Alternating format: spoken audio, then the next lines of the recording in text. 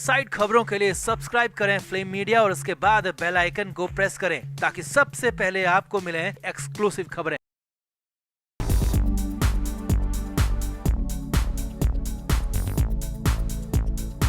आकांक्षा दुबे को इस दुनिया से रुखसत हुए 4 महीने होने को है, मगर आज भी फैंस के लिए यकीन कर पाना बेहद मुश्किल है। अब तक कई सवाल फैंस और परिवार वालों के मन में थे, जिनके जवाब पुलिस की दूसरी चार्जशीट के जरिए मिल रहे हैं। तो दूसरी चार्जशीट में क्या क्या है, समर सिंह और अनुराधा सिंह के अलावा किस किस के नाम शामिल है और कौन सी थ्योरी उस वक्त आई न्यूज से अलग है, वो सब बाहर आ चुका है। सूत्रों के मुताबिक पुलिस की दूसरी चार्जशीट में समर सिंह और अनुराधा सिंह के अलावा अरुण पांडे का नाम भी शामिल है। दूसरी चार्जशीट में जहां 8 बार अनुराधा और 125 बार समर सिंह का नाम शामिल है, वहीं दूसरी चार्जशीट के बाद पुलिस ने अनुराधा सिंह और अरुण पांडे की अरेस्टिंग पर भी बड़ा अपडेट दे दिया है। तो दूसरी चार्जशीट की डिटेल आपको बताते हैं। आप भी वीडियो को शेयर करें और अपनी राय कमेंट बॉक्स में जरूर दें। तो आकांक्षा मामले की दूसरी चार्जशीट आ चुकी है। तो सूत्रों की माने तो दूसरी चार्जशीट में डायरेक्ट केस से रिलेटेड बात की गई है, क्योंकि पहली चार्जशीट में शुरुआती तकरीबन 50 पन्नों में आकांक्षा दुबे को लेकर डिटेल बातें लिखी गई थी। आकांक्षा दुबे के बर्थ प्लेस से लेकर फैमिली डिटेल, चाइल्डहुड और करियर से संबंधित जानकारी पहली चार्जशीट में दे दी गई थी। इसके अलावा आकांक्षा दुबे की मेडिकल हिस्ट्री भी पहली चार्जशीट में दर्ज है, इसीलिए दूसरी चार्जशीट में सीधे केस और आरोपियों की बात की गई है।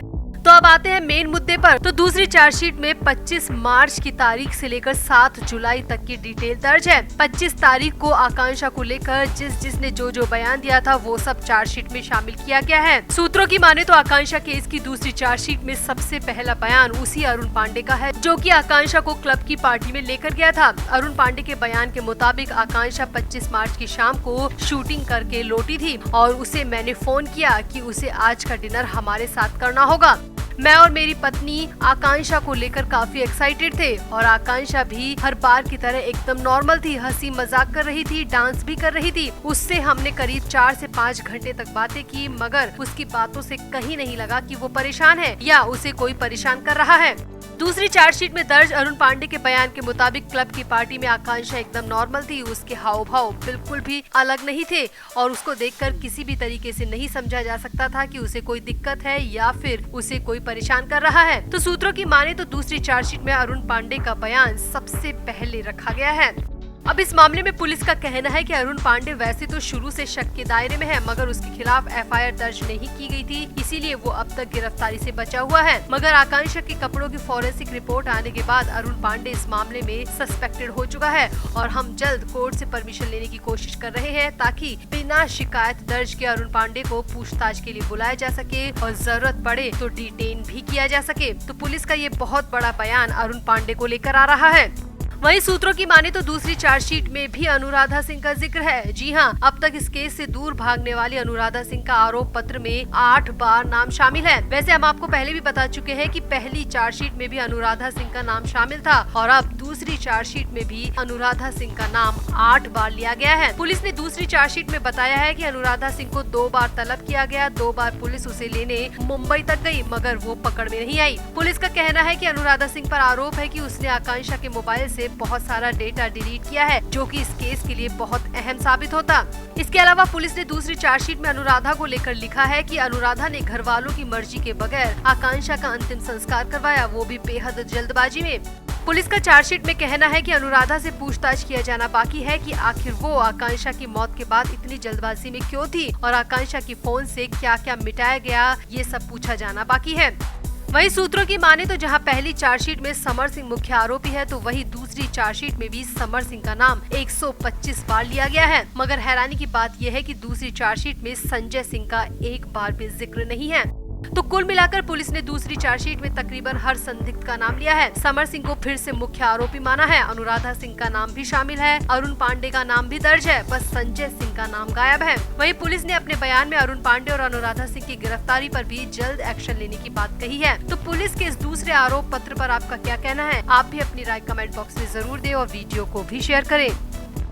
तो आपको हमने बताया था कि आकांक्षा मामले में पुलिस ने दूसरी चार्जशीट तैयार कर ली है और सूत्रों से मिली जानकारी की माने तो ये दूसरी चार्जशीट बहुत जल्द कोर्ट में जमा करा दी जाएगी, सबमिट करा दी जाएगी। और सूत्रों से ही मिली जानकारी के मुताबिक उस दूसरी चार्जशीट में समर सिंह का नाम तो मुख्य आरोपी के रूप में है, मगर संजय सिंह का नाम मुख्य आरोपी के रूप में नहीं है और इसी बात को लेकर वाराणसी में बवाल थमने का नाम नहीं ले रहा। आकांक्षा के सपोर्टर और फैंस थाने के सामने जमा हो गए और पुलिस पर संजय सिंह से मिली भगत के आरोप तक लगा दिए।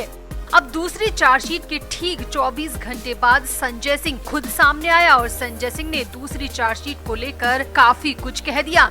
दरअसल संजय सिंह ने अपने वकील के जरिए मीडिया में बयान दिया है और उस बयान में कहा है कि वो आकांक्षा मामले में किसी भी तरह से इन्वॉल्व है ही नहीं, उसका आकांक्षा दुबे केस से कोई लेना देना नहीं है। संजय सिंह के वकील की माने तो उस पर लगा आरोप पूरी तरह मिथ्या है। आकांक्षा दुबे की मां ने उस वक्त दुख और वेदना के वक्त से जूझते हुए उसका नाम रिपोर्ट में दर्ज करा दिया था, जबकि आकांक्षा दुबे की मां तो जानती भी नहीं है कि संजय सिंह है कौन।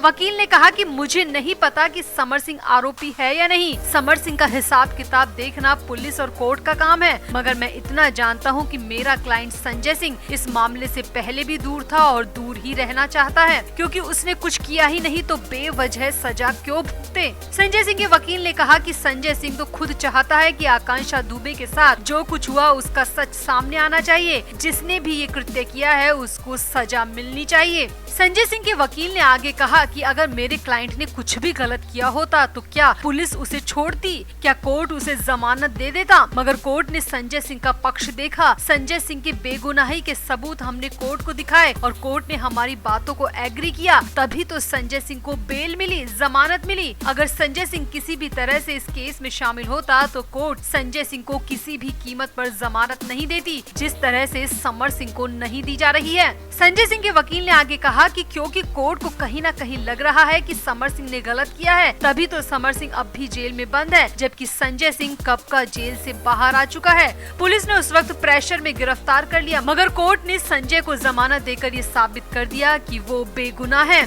अब वकील की बातों से साफ है कि वो संजय सिंह को पूरी तरह से पाक साफ बता रहे हैं, जबकि समर सिंह पर पूरा दोष मढ़ रहे हैं। वकील बार बार यही कहते रहे कि असली आरोपी को सजा मिलनी चाहिए, यानी कि समर सिंह को सजा मिलनी चाहिए, और संजय सिंह को निर्दोष बताते रहे, बेकसूर बताते रहे और बार बार यही कहते रहे कि आकांक्षा के आरोपी को सजा मिलनी चाहिए, यानी कि समर सिंह को सख्त से सख्त और जल्दी सजा मिलनी चाहिए। तो आपका संजय सिंह के वकील के इस पूरे बयान पर क्या कहना है, कमेंट बॉक्स में जरूर बताएं और पुलिस की दूसरी चार्जशीट में क्या कुछ है वो आप इसी वीडियो में कंटिन्यू रहते हुए देखें।